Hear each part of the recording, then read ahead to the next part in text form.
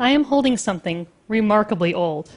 It is older than any human artifact, older than life on Earth, older than the continents and the oceans between them. This was formed over 4 billion years ago, in the earliest days of the solar system, while the planets were still forming. This rusty lump of nickel and iron may not appear special, but when it is cut open, you can see that it is different from earthly metals. This pattern reveals metallic crystals that can only form out in space, where molten metal can cool extremely slowly, a few degrees every million years. This was once part of a much larger object, one of millions left over after the planets formed. We call these objects asteroids. Asteroids are our oldest and most numerous cosmic neighbors. This graphic shows near-Earth asteroids orbiting around the Sun, shown in yellow, and swinging close to the Earth's orbit, shown in blue. The sizes of the Earth, Sun, and asteroids have been greatly exaggerated so you can see them clearly. Teams of scientists across the globe are searching for these objects, discovering new ones every day, steadily mapping near-Earth space. Much of this work is funded by NASA. I think of the search for these asteroids as a giant public works project, but instead of building a highway, we're charting outer space, building an archive that will last for generations.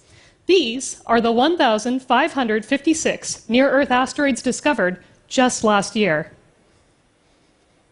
And these are all of the known near-Earth asteroids, which at last count was 13,733.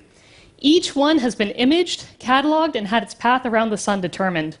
Although it varies from asteroid to asteroid, the paths of most asteroids can be predicted for dozens of years. And the paths of some asteroids can be predicted with incredible precision.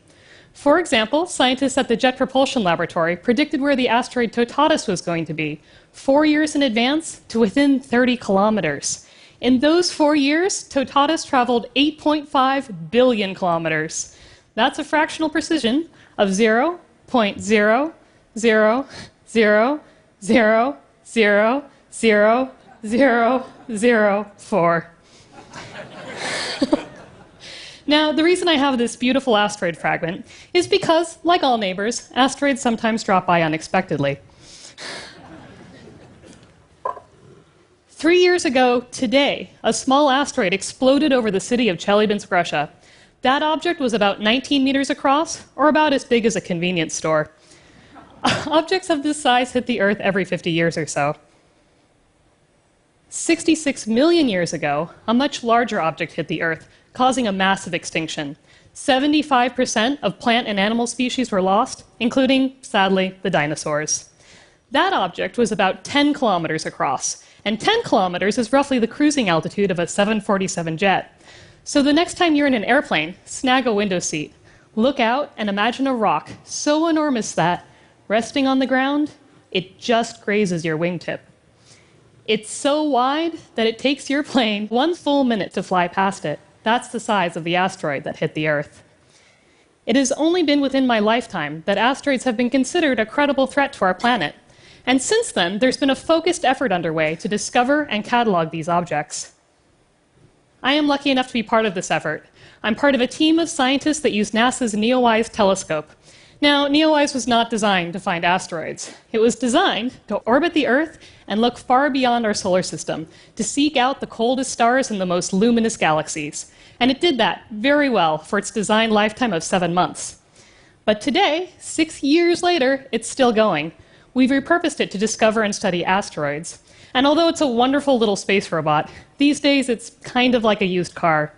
The cryogen that used to refrigerate its sensors is long gone. So we joke that its air conditioning is broken. It's got 920 million miles on the odometer. But it still runs great and reliably takes a photograph of the sky every 11 seconds. It's taken 23 photos since I began speaking to you. One of the reasons NEOWISE is so valuable is that it sees the sky in the thermal infrared. That means that instead of seeing the sunlight that asteroids reflect, NEOWISE sees the heat that they emit. This is a vital capability, since some asteroids are as dark as coal and can be difficult or impossible to spot with other telescopes. But all asteroids, light or dark, shine brightly for NEOWISE. Astronomers are using every technique at their disposal to discover and study asteroids. In 2010, a historic milestone was reached. The community, together, discovered over 90% of asteroids bigger than 1 kilometer across, objects capable of massive destruction to Earth. But the job's not done yet. An object 140 meters or bigger could decimate a medium-sized country. So far, we've only found 25% of those. We must keep searching the sky for near-Earth asteroids.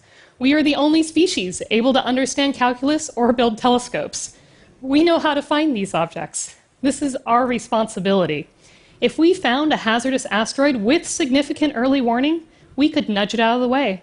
Unlike earthquakes, hurricanes, or volcanic eruptions, an asteroid impact can be precisely predicted and prevented. What we need to do now is map near-Earth space. We must keep searching the sky. Thank you.